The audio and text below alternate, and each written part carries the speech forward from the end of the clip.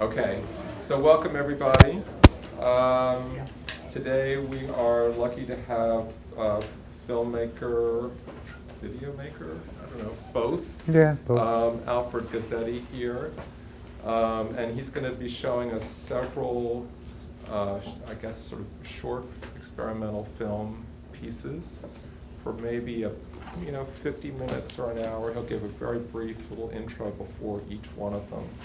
And then we'll have, 15 or 20 minutes of Q&A at the end. He's going to operate from the back, so he's really just here so everybody can kind of clap their eyes on him. And I'm going to read you just this mini little bio, which I kind of cobbled together from other sources. Alfred is here on Charlie and Graham's recommendation.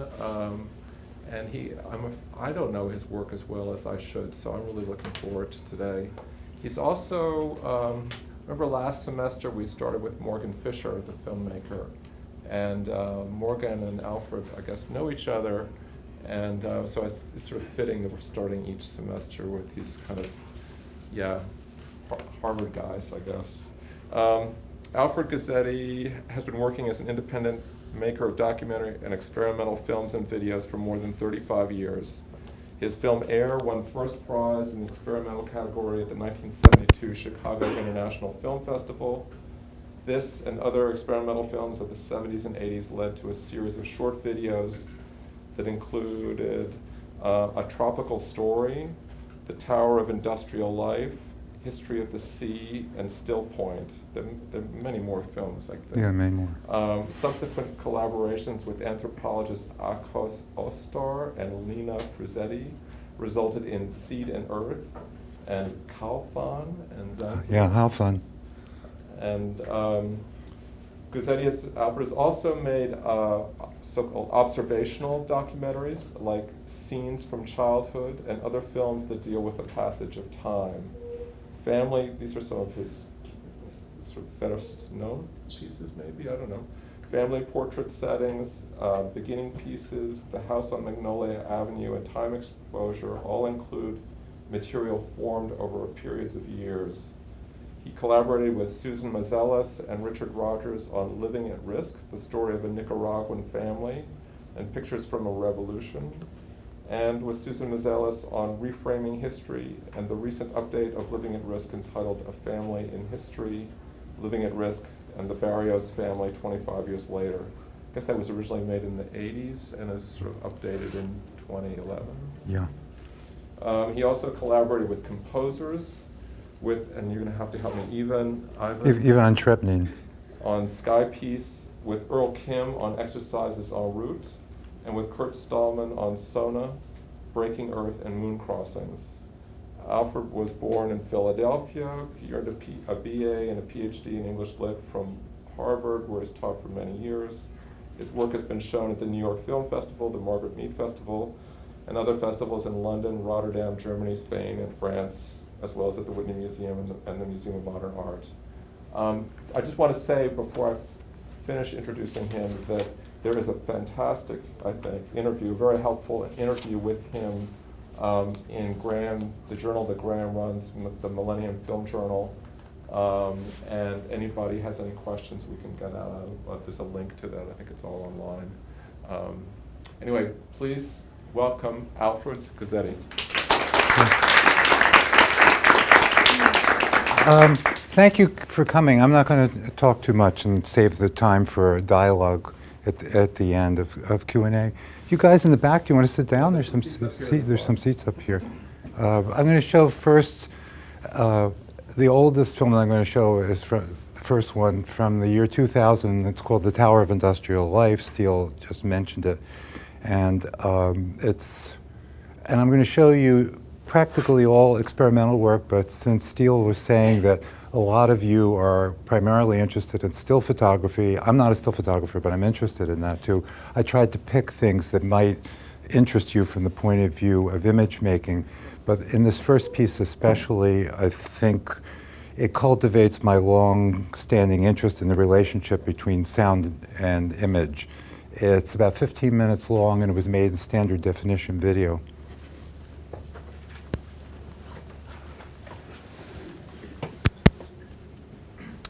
How do we turn off the lights? Oh. It needs a password too. It's okay. Thank you. Thank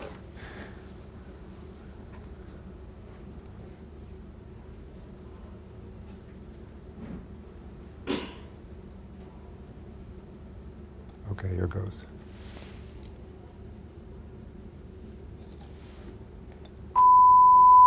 Sorry about that.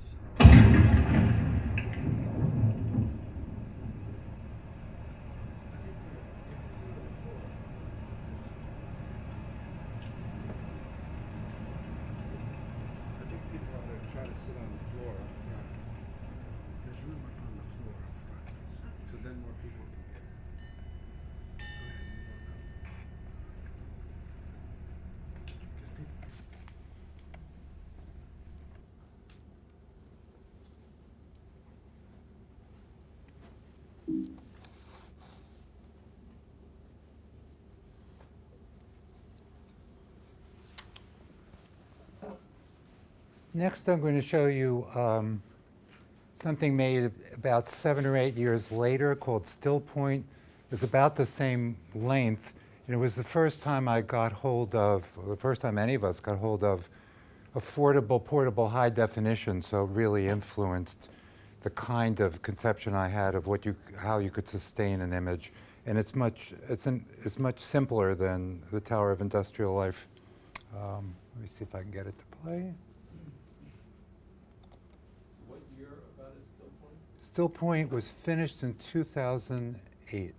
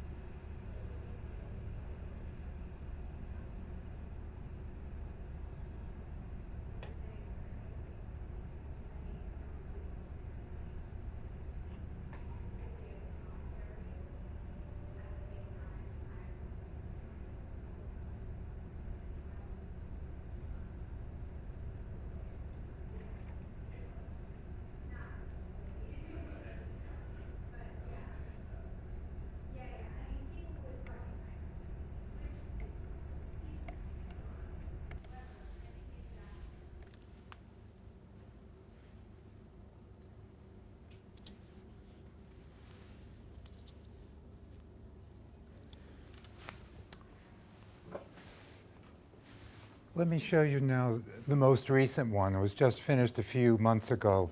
It was a collaboration with my composer friend Kurt Stallman, who made the soundtrack complete.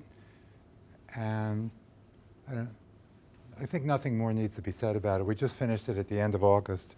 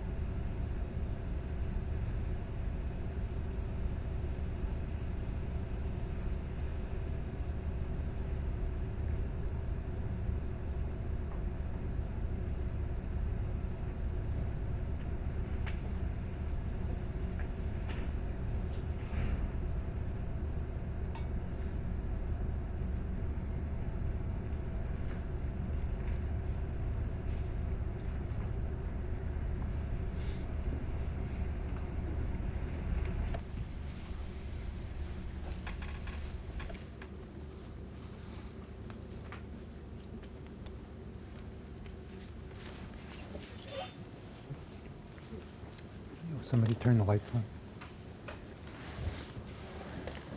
Want to try to do the last one, or? I think what I'd like to do is have some Q&A and dialogue, and then Okay. maybe ask everybody whether you want the last 10 minutes of talking or you want to see another short piece at the end. Because then we would see the other short piece if you want to and then not talk about it, which is okay with me. Questions? Yes? I have a question about the skill point of this film. And notice that you like the part of things is really is color, and part of things, especially for the portrait of people, you using the black and white. In still point? Yes. No, there aren't any portraits of people in still point. You're thinking of this one? Not this one, the skill point. In still point, there's black and white Yeah, the part of and color, but there are no portraits of people. yeah, but they're billboard, like billboard. Right? The billboard, Yeah, yeah. but all the billboard will choose is black and white, right?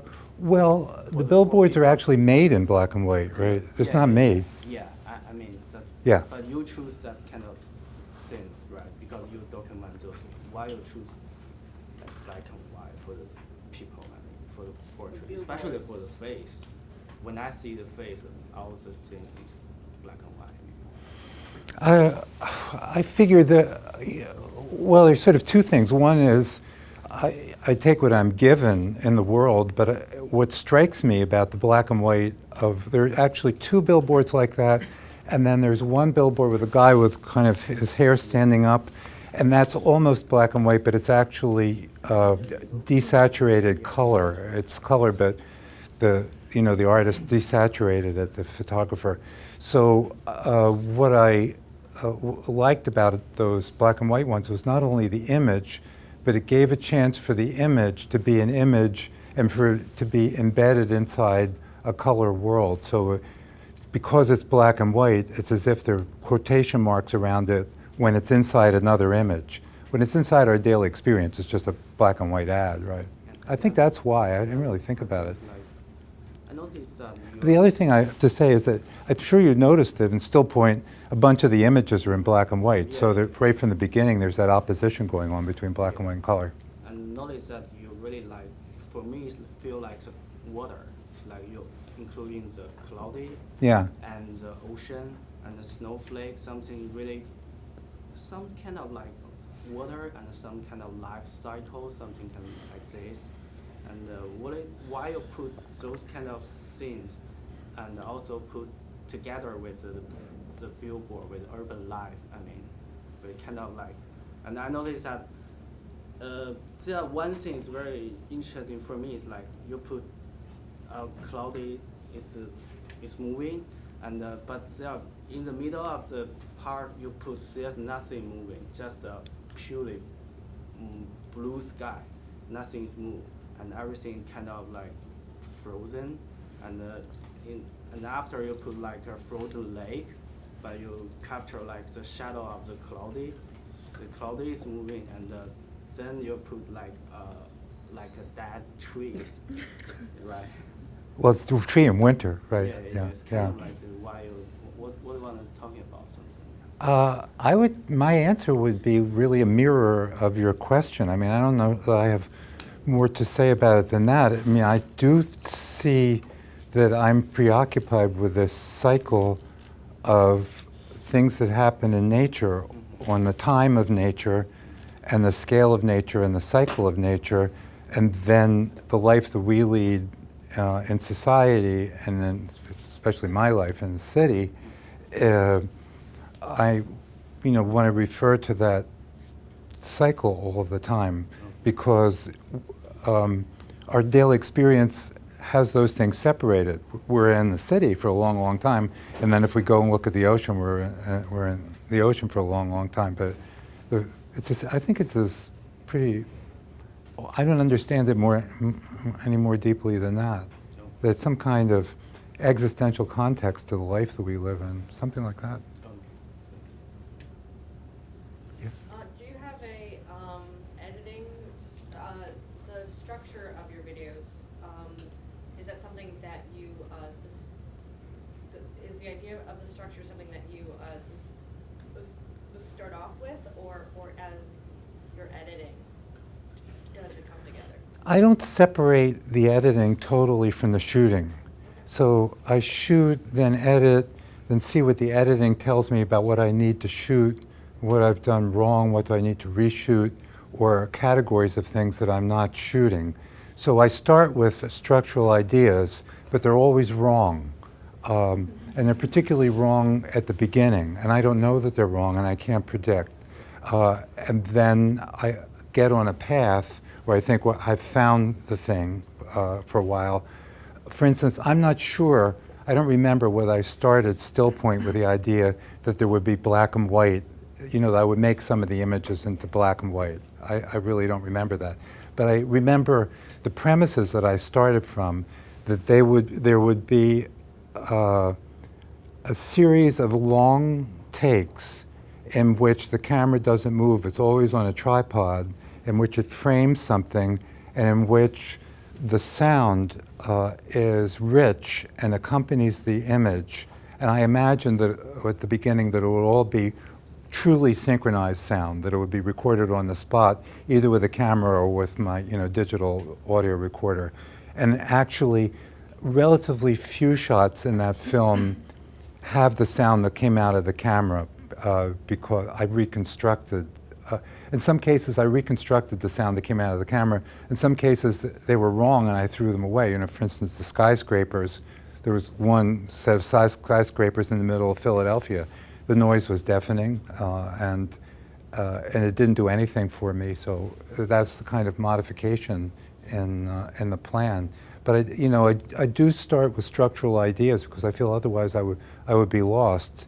And even though I know each time that those ideas are going to be wrong, I feel like I can't start without some kind of scaffolding, even if I take the scaffolding down at the end. I didn't think in the last piece that the portraits, I thought the portraits were another piece that I was working on. And there was a certain point in which I saw that they weren't, that they had to be in the same piece. So things like that. Are they slowed down? The portraits are slowed down in the same way that everything else is slowed down. Not 98% of it is slowed down. There are few.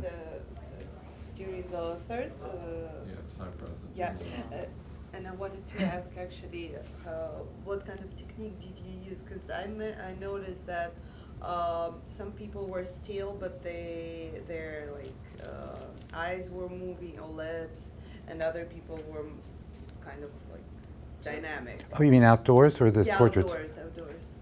That's just reality. So there's no. Really? So you just slow down the action and that's it? That's it. You didn't change No. Didn't do. That's what one sees when you slow down the action. That Yeah. sometimes. But you Hmm? manipulated with some people in particular as well. No. Nothing's manipulated in that one, and nothing's well. In still point, you see there are two shots that are manipulated, but everybody sees that. That's clear. With the tree changes and the. Yeah. What is the meaning of very slow motion in your last word? What's the meaning of it? Very I slow don't know. motion. What do you think it is? To me, I'm currently working like something like that, but to me, it looks just cool. Cool or cruel? Cool. I mean, Cool effect. just I'm in the kind of time machine. It slowly just start kind of making myself looking reality slow down. So everything come to me. So I can see everything. People's moving and cars crossing. So in reality, it never happened. But I see that situation as a reality. So different two gaps make me just being in the time that I felt. No, I agree. I think it's the old power of slow motion that people wrote about in the 1920s. That's what Sika Vertov said about slow motion and about the motion picture camera. It shows us things that we cannot experience and we cannot see with our eyes. But I don't have only that interest in it, to be truthful. I mean, I love that you can't see, but with your eye, what the camera can see in that case. In fact, in a lot of cases, you can't see it. But what am interested in that piece is just the picture of people who are sort of us, that we're swimming in the sea of time, and it's mostly invisible to us, or at least we don't, not invisible, it's beyond the range of our experience exactly. It's our most immediate experience, and yet we can't imagine that we really are in time, and the time will have an end, it will have a stop, it goes forward. And it seems that, you know, you would make that point by speeding things up and showing things rushing to their conclusion, but actually for me it's the opposite. If you slow down a great deal, then I think very, very much all the time myself of the destination of, you know, of time. I think that really comes through because did you have a chance to see the street exhibit? No, I heard that. You would love it. I bet would. But it's When I so read much- about it, I read about him cooked. We just finished this film, and it was the same thing. No, it isn't, and I got to tell you, it is so different. Like that was much more. It was optimistic. This, and even in the progression of the three works that you showed us, here I feel like you're getting close, and there is like a sense of goodbye, a sense of mourning, a sense of closure. It's very dark. Is it very dark? I was just hoping I it was know. sort of dark. It is very dark. I mean, you know, they're shopping, and you know, you can tell they're at the like that corner in front of Victoria's Secrets is like, and you know, but just the way you've presented this and gotten close. I mean, he was in a car. They I were read zipping that, yeah. by. You're right there. Yeah. And there's something really. I'm this close, as I am to But you. there's something really sad that comes across in the way that you've done it, and you know, compared to the first video, second video, and now this one. That seems to be the progression, is that you're really. Yeah. So Na- that's not a na- question. Now what? Now what? However, What happens next? What do I do next? What's beyond? Yeah. Can one imagine? I can't. How I to mean, visualize that?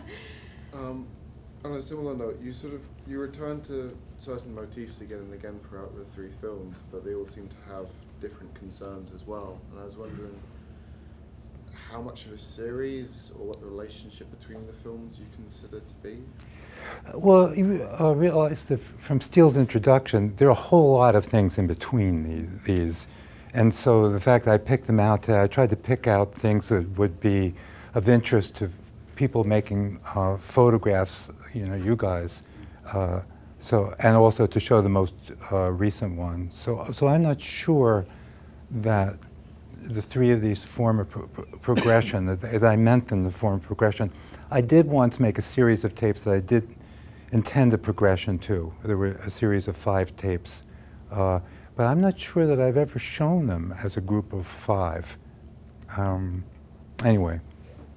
But there are certainly, you know, recurrent motifs. Absolutely. And through all of them. And so when you sort of conceive each individually, each piece, what is there a narrative notion? Is there a sort of a technical thing? I mean, one can almost imagine the camera that you used for those crowd scenes in New York as being perhaps a motivating force to construct that film. I have no idea, but it's such an intense and evocative device, seeming like it would be just begging to be, you know, have a structure built around it. Yeah, absolutely. It actually was the other way around. I've really been waiting for years for a slow motion video camera. One of the things I really have not liked about video is that you can't slow it down plausibly. When you slow it down in the computer, it looks like the computer has slowed it down. You don't really see into reality.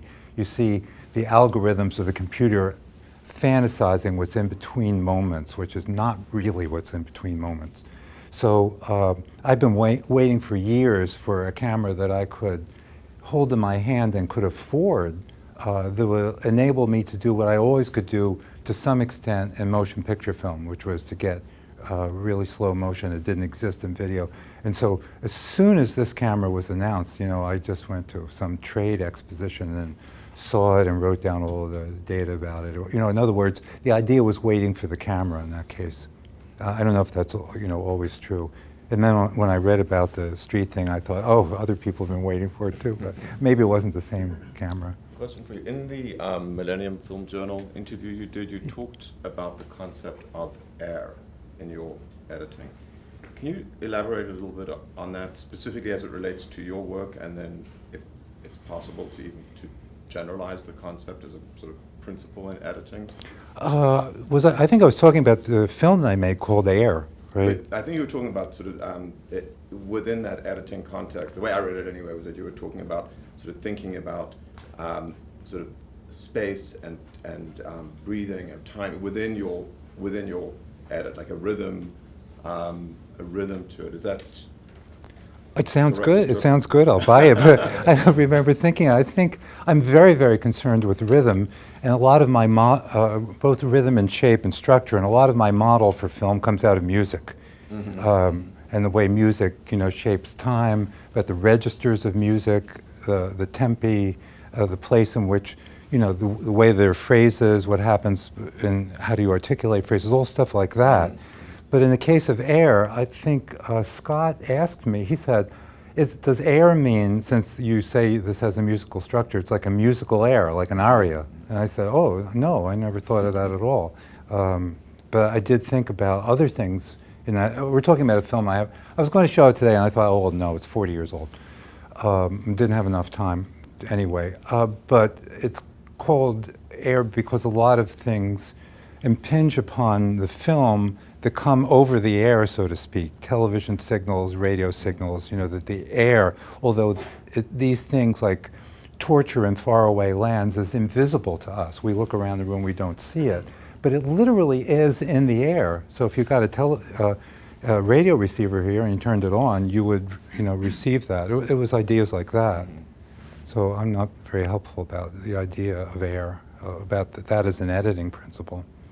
But the music is an interesting principle that I've heard people talk about. In fact, Graham talks about, Weinberg talks about that a lot in his editing practice. The way I think of it is that people have always worried about so the other possibility is gone, never mind. People have talked about relationship between sound and image, and how do you think of that? And one of the ways I've always tried to think about it is in musical terms, because in music, simultaneous things happen in Western music. Simultaneous things happen all the time. There's melody and accompaniment, there's counterpoint, there are two melodies at the same time. It's multiplicity in time in a way that, like drama is in other things in time. There's a density to other arts that exist in time and even in film, but just to help me think about the two modalities of sound and sight coming together, I've often thought about music and thought about relationships of counterpoint, and even not to stick to a single relationship, but to have a musical model that would be not only about how you make the articulations in time. Well, for instance, there's a very instructive thing to me. I worked on the image of the last piece, Time Present, before Kurt really got down to work on the sound. I was trying to get him to work on the sound to some extent simultaneously, knowing that he couldn't really complete the sound. But at a certain point when I had something like a cut of the image, he, instead of plunging into making the sounds right away, he was gathering materials for the sounds, and he made an analysis of the image, which he sent back to me. He happened to be in Taiwan for the whole year, so it was all Skype. Thank God for Skype. And then he sent back a musical analysis in musical terms of what he saw in the image. And it was really eye-opening to me because, he's a musician, he's a fantastic musician, and he wanted to say, here's the structure that I see, therefore here's the structure I'm going to try to act upon in building a parallel soundtrack. And what we tried to conceive of in this last piece was not exactly a soundtrack to a film, but an image composition that made sense as an image composition, and a sound composition that made sense as a sound composition, while relating to one another because they were trying to follow the same structural procedures and the same structural rules. And we knew that that didn't mean that Kirk can take his soundtrack from his computer and play it at an electronic music concert as an autonomous freestanding thing, or that I could do the same with the image. But it's somewhere in between that autonomy and a marriage where the two things, you know, have the same agenda. It was the way we conceptualized it. Now, if all of that conceptualization results in something that, you know, finishes it is what it is and no one sees the conceptualization, that's okay, that's fine. That's just the path to it. And I'm saying it only because, you know, I'm in a room full of makers and I know you're thinking about the same stuff too. So that's a, you know, procedure for making stuff. And then I've learned other things from him and other things from composers who were equally significant. That when we worked on a previous piece, there was actually a concert piece that had video in it. He did a presentation, I tagged along once, to a music class at the University of Houston. He lives in Houston, where he presented the musical materials that he built out of and showed how, you know, how they were derived and how were they transformed. And I didn't know that. Even the piece was finished. I mean, because he didn't reveal that level of structural thinking to me, because he feels that it's really not relevant. What the audience hears is what they hear. But since he was talking to other composers, he said, you know, here's where it comes from. Here's where the materials came from. Here are my methods of thinking and transforming it. I think with images, we have less possibility of doing that because the image has so many dimensions in it, and it's so relatively chaotic. I mean, music played by instruments in the West is only built out of 12 pieces of sound, right? It's just 12 notes, and there's nothing like that in the image. I mean, the image is always an overwhelming lot of stuff. The reason, incidentally, I think that he went to electronic processing for this piece completely, everything started with what musicians call musique concrète, you know, concrete music sounds that were recorded in the world. And even the pitched sounds he recorded from, he was learning to play a Chinese instrument called the eru, you know, you play with a single string. He was studying that in Taiwan. And so some of the original sounds that he transformed were made from that source. But he didn't want the finished thing to be a score performed with that instrument or anything like that. We can't do that, really, and I don't want to do that in the image, this kind of transformation of things. I mean, I think I have a real documentary allegiance to the image. When the image starts to get really transformed a lot, even in the way the classical American avant-garde cinema often does, I don't think that that's bad, but that feels like something that's beyond me, that I don't go there. There's a part of me that's really a documentary photographer. I do want to see exactly what the people look like who are waiting in front of Victoria's Secret and Herald Square. I mean, there's that thing that I don't ever, if I let go of it, I don't know where I would be, you know, but I do have that. And I think that's one of the reasons why I've had this kind of schizophrenic moving back and forth in my life between documentary film and experimental film, because I really see them as a continuum. Given that we're kind of getting close really to the point where we have to break, maybe is there a way for us to see other films? How do we see them? I mean, I know.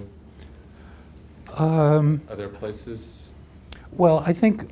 Well, I was going to say Graham was going to show.